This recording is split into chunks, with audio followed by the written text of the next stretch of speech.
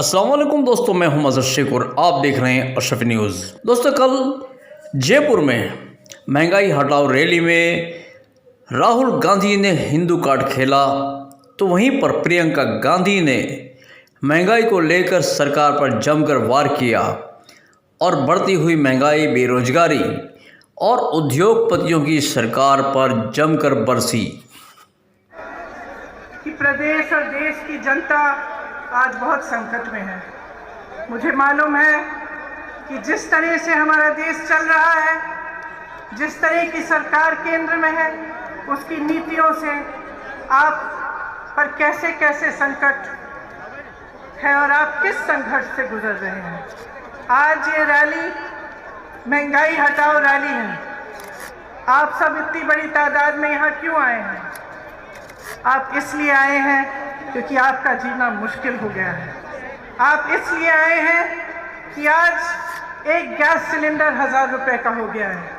आप इसलिए आए हैं कि सरसों का तेल आपको 200 रुपए में मिल रहा है। पेट्रोल और डीजल के दाम आसमान छू रहे हैं। आप इसलिए आए हैं क्योंकि आपका रोजाना का जीवन मुश्किल हो गया है और इस संघर्ष में आपकी कोई सुनवाई नहीं है। हमें एक ऐसा एम्स जैसा अस्पताल दिखा दीजिए जिस हवाई अड्डे से आपका हवाई जहाज उड़ता है, वो हवाई जहाज भी कांग्रेस ने बनाया। और आज जो भी कांग्रेस ने बनाया, ये सरकार बेचना चाहती है, अपने उन्हीं दोस्तों को बेचना चाहती है। तो देख लीजिए, समझ लीजिए, मैं लंबी चौड़ी बात नहीं करना चाहती, सीधी बात कहना चाहती हूँ। इनकी नीयत क्या है? राजस्थान में एक ऐसी सरकार है जिसकी नीयत सही है, इसीलिए कोरोना आता है, आपकी मदद होती है। आपको मुफ्त इलाज, 5 लाख रुपए का मुफ्त इलाज मिलता है, 1 लाख रोजगार मिलते हैं, क्योंकि सरकार की नीयत सही है।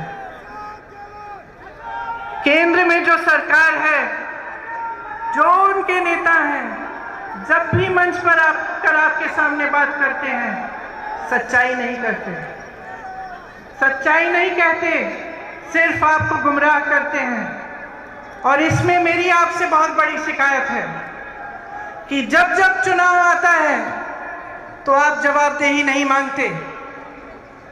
जब नेता समझ जाता है और एक राजनीतिक दल समझ जाता है कि देखिए चुनाव आएगा, मैं ऐसी बातें करूंगा जिससे जनता गुमराह हो जाएगी, जातिवाद की बात, सांप्रदायिकता की बात, ताकि जनता मेरे से विकास के बारे में पूछेगी ही नहीं।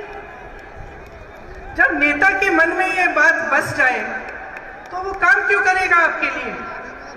जब एक राजनीतिक दल जानता है, उसका एक एक नेता जानता है कि चुनाव के समय आपके सामने फिजूल की बातें करेंगे, आपके सामने चाइना की बातें करेंगे, किसी और देश की बातें करेंगे, कुछ ना कुछ नया निकालेंगे, लेकिन आपके विकास की बात नहीं होगी, महंगाई की बात नहीं होगी, आप कैसे अपनी जिंदगी बिता रहे हैं, किस संघर्ष से आप गुजर रहे हैं, इसकी बात नहीं होगी।